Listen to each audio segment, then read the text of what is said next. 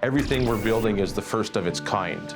So it's very satisfying when you deliver a machine that meets the expectations and is innovative in a lot of ways. We're actually one of the groups that tie all the pieces together.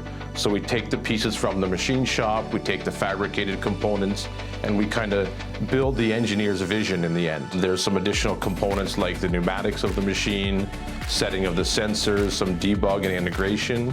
And then once we've satisfied the customer requirements, we also take the machine and deliver it and install it on site. We have machines in Europe, in Asia, throughout America, so you get to, see a bit of the world while you're working as well. You could be building a piece for a nuclear reactor retube, and the next day you can be building something for a medical device. So you're exposed to all kinds of industries and technologies, and the nice thing is that some of the stuff is transferable between them, or some of the technology you learn in one area may be an innovation that you can apply to a different industry. You got to pay attention to detail because each industry has its own standards and requirements.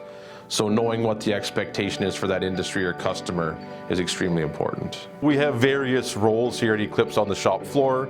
We start with apprenticeships, and then we have, you become a journey person at that point after you've completed your apprenticeship. And then you can become a lead and that type of thing. I think the big thing is you just need a general mechanical aptitude and interest. There is an OYAP program they run at the local high schools here that we get a lot of, top talent from. There's also some tool and die programs at the college, some millwright programs, and even some of the engineering programs. People come in as apprentices. Be willing to learn. So as an apprentice, we don't expect you to know everything when you walk in the door. There is, a training component here at Eclipse that will take place. So just be open-minded, be willing to learn, show up every day, do your best, and, you'll see success in this industry. Really, the sky's the limit when you're talking about the, automation industry and the assembly trade specifically. Like, I started myself as an apprentice. I've worked my way as a journey person. I became a lead, and now I'm a supervisor. We also have the plant manager has a background in this, and in fact, the owner of the company also is a tradesperson. I think the highlight of any job is when it goes on the truck.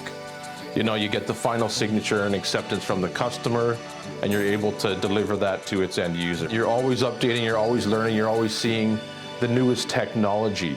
I'm Andy Cascanet, and I design and build the future.